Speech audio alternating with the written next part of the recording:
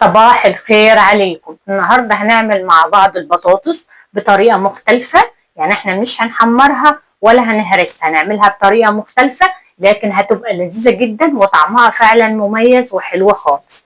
بصوا، اول حاجة انا معايا حبات من البطاطس بالشكل ده، بتكون حجمها بالشكل ده، يعني حجم وسط كده او صغير شوية، وبكون غسلاها كويس جدا. بعدين بقى بجيب حلة فيها مية وبحط البطاطس.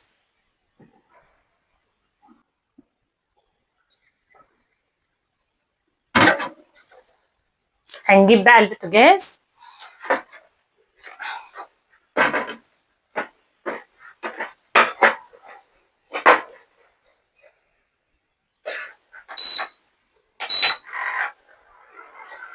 واجيب شويه من الملح، واحط شويه من الملح كده،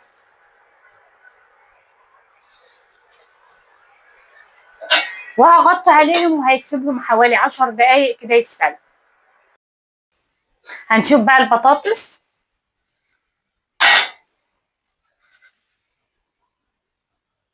اول ما بدخل فيها السكينه كده الاقيها السكينه دخلت، يبقى كده اتسلقت. انا عايزاها تتسلق بس مش اللي هي تتهري معايا، هطلعها على طول.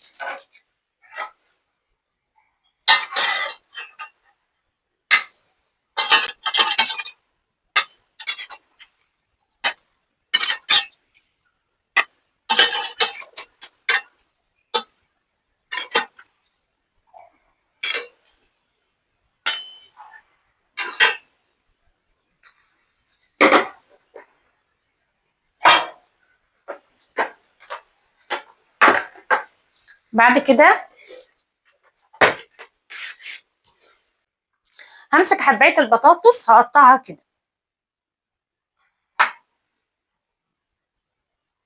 4 بالشكل ده كده.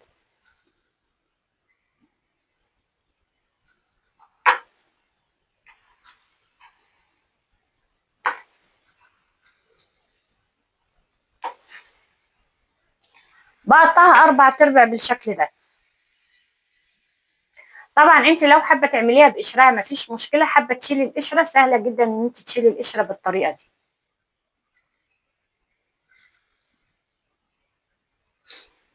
فانا بالنسبه لي هشيل القشره.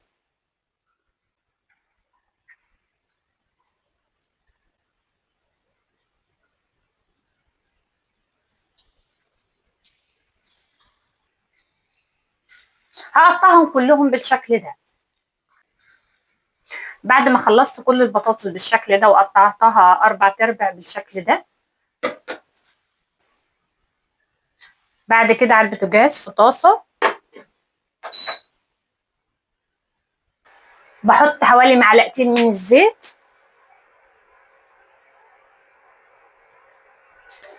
معلقه كبيره من الثوم المفروم بنزل بيها على معلقتين الزيت.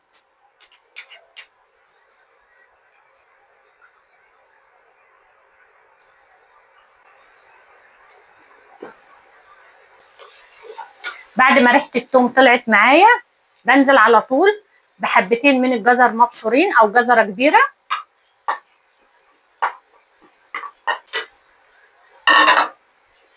واقلب.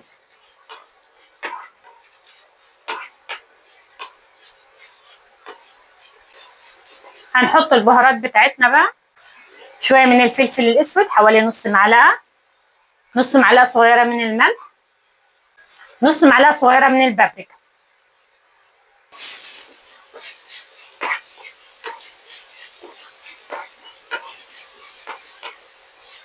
ريحه البهارات كده طلعت علينا، الله ريحه جميله جدا. بعدين على طول بنزل بالبطاطس.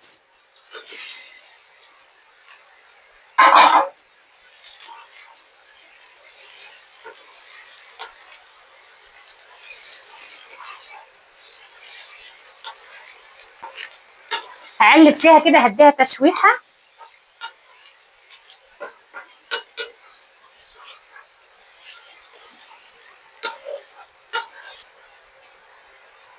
بص، عايزه اقول لكم شكلها عامل ازاي. مع التشويحه مع الجزر ريحتها رهيبه بجد.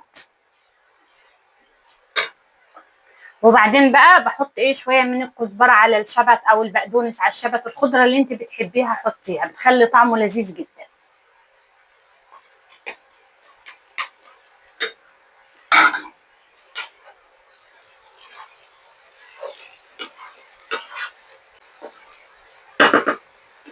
كده خلصت معانا، بطفي عليها.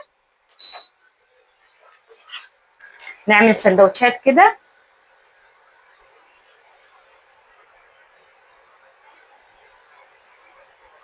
بص الجزر ده بيدي تسكيره للبطاطس وطعم جميل جدا.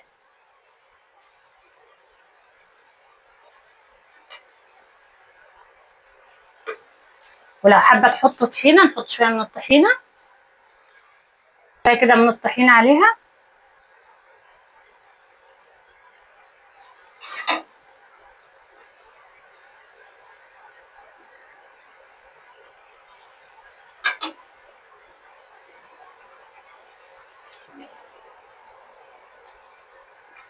واو طعمها فعلا خطير جدا، لذيذه جدا وطعمها حلو جدا.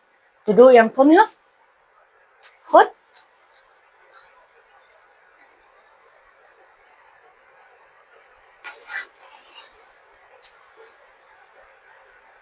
فعلا طعمها تحفه بجد.